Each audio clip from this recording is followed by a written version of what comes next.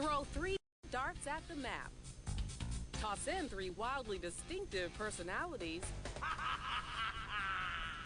plus 3 clever projects, and you've got a craft show that'll have you saying, "That's clever."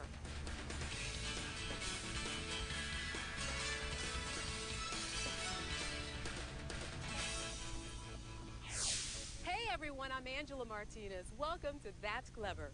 Many crafters have their own special tricks to create a Halloween treat. This crafter from Spring, Texas scares up a polymer clay project that creates a scene with all the familiar haunts.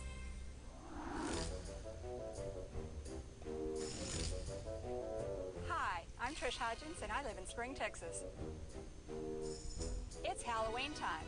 That means ghosts are everywhere. I mean everywhere, including inside my polymer clay ghost-filled pumpkin.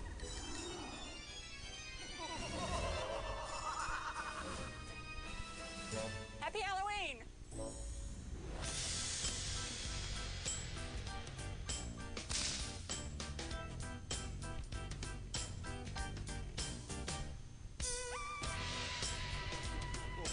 This is my studio. I have all sorts of clay making things in here, including tools, my pasta machine, clay, and all kinds of Halloween things. The first thing I have to do for my pumpkin is to condition the clay and roll a sheet out on my pasta machine. I was looking at this light bulb and it's the perfect shape for my pumpkin, so I use it as a mold. I'm going to draw a line on this light bulb and eventually that will be the opening for the pumpkin. I'm using a rubber band and that'll give me a straight line to draw by. Now I'm going to wrap the light bulb with my sheet of clay.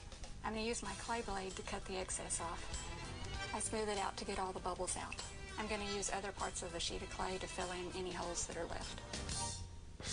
I like to use this texture sheet to give it more texture and make it look more realistic, but actually it's to hide fingerprints. Now that the texture's on, I'm going to press it flat so that after it's baked, it won't roll around on the table.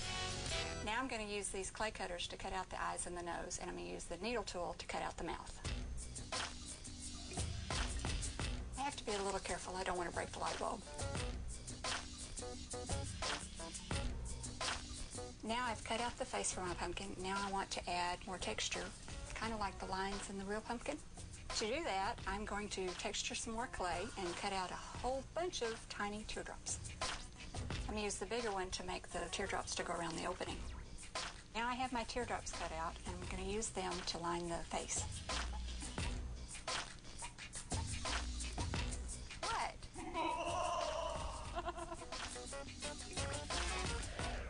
Now I've finished all the teardrops and the orange. Now I'm going to take the green clay, condition it, and make the stem. I'm going to roll it into a ball, and then I'm going to make it a cone shape. Now I'm going to press it on the tile to flatten the bottom so that it'll fit on the top of the pumpkin. Now I'm drawing lines on the stem to make it look like the veins of the stem. I'm going to squish it on top of the pumpkin. I have the stem on now. Now I'm going to roll out the clay and make snakes to make vines. I have the vines done. Now I'm going to cut out the leaves the same way I did the orange teardrops. I'm going to make enough leaves to go on the inside and the outside of the pumpkin. I'm going to take my needle tool and add veins to it to make it more realistic. Now I'm going to add the leaves to the end of the vines. I've added all the leaves. I finished the outside of the pumpkin. Now it needs to be baked in my toaster oven for 30 minutes at 275. It's okay to use a light bulb in the oven as long as it's not gas-filled. It's baked and cooled. Now I need to break the light bulb out of it. I'm going to put it in this plastic bag, and I'm going to use the screwdriver and hammer to break it out. I've got the end off. Now I'm going to gently massage the pumpkin, and that will help break out the rest of it. I have to be very careful with the broken glass. The bulb's been removed. Now I can work on the inside of the pumpkin. Now I'm going to make a couple of ghosts and a pumpkin to go inside because it's Halloween. After I condition it, I'm going to roll out the clay on the pasta machine, use the circle cutter to cut out my pieces so that I can make the two ghosts uniform, and I'm going to form the head. I'm going to use these beads to make eyes for the ghost.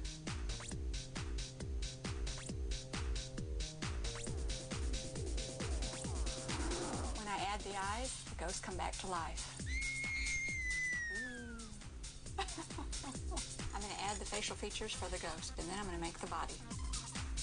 I'm using the needle tool to make the mouth and the eyelashes. I'm going to use this cutter to cut out more circles for the arms and the body. I'm going to use this toothpick to stabilize the head on the body. I'm going to break it in half and then stick part of it into the body and put the head on top. I finished my ghost. I made another one just like it. I made a pumpkin, and now I'm ready to put them all inside my pumpkin. Now it's time for the final baking in my toaster oven at 275 for 30 minutes. My ghost-filled pumpkin's out of the oven. It looks great. It's ready for Halloween. Happy Halloween! Talented artists and their cool projects, we find them everywhere we look. And we just showed you 3.